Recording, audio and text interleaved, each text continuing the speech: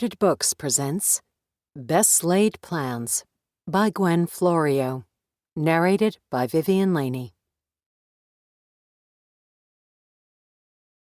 Chapter 1. Nora Best blew up her life when she turned 50, said take it and shove it to the day job, goodbye to the friends who turned out not to be, along with the home touted with neither irony nor exaggeration by the realtor as a dream house. Ditched the husband, went on the run for real, not some eat, pray, love lark, saw herself arrested, fingerprinted, and mugshot, the whole 9 yards. But those last came later. First, the party to end all parties. That's how she and Joe builded on the invitations. Our house is empty, but our hearts are full. Help us celebrate. Nora's wording. She was the detail queen, the one who'd done the necessary financial tap dance that made it possible for them to leave their careers, sell their house, and sink the proceeds from the sale and a book contract into a tricked-out Airstream in which they'd cruise the country for the next 2 years, at the end of which time they aimed to have a bestseller from the book deal Nora had wangled. Every overworked, stressed-out cubicle jockey's dream, with sex!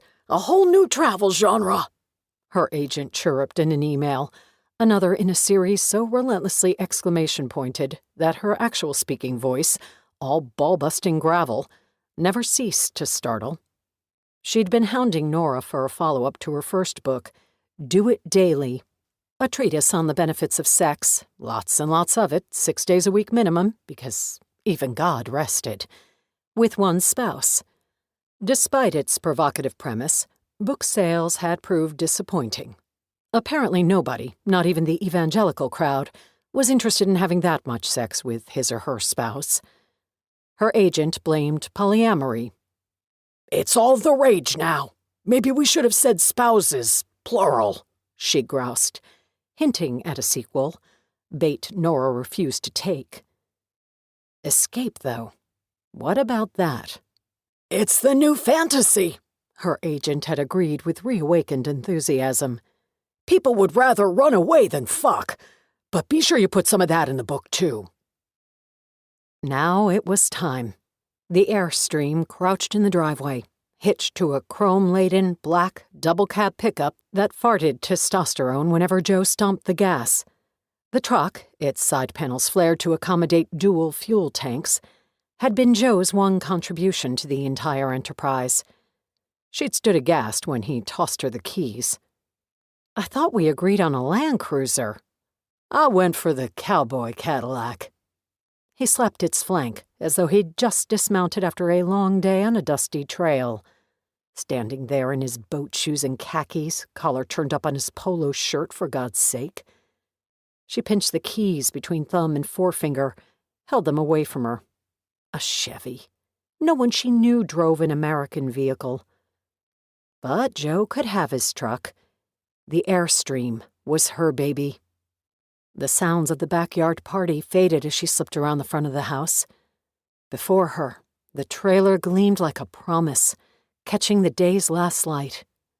Her own reflection, a wavering funhouse distortion, smiled back at her as she approached, and ran her fingers just above its famously riveted surface, afraid of smudging the aluminum.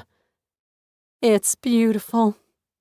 Another reflection bent and swayed behind her, wafting scents of perfume and bourbon, cut by the faint tang of sweat. Charlotte, wife of Joe's best friend and law partner. Their reflections merged as Charlotte pulled her into a hug. "We're going to miss you guys so much." Nora sank into softness. Charlotte had, in Nora's mother's dismissive phrase, let herself go, all breasts and stomach and hips, the perfect shape to cradle a grandchild. Not so much for the neon yellow summer sheath with its cruel color and unforgiving outlines. To keep listening to this audiobook, I've left you a link in the description so you can do it, at no cost thanks to Audible's 30-day free trial.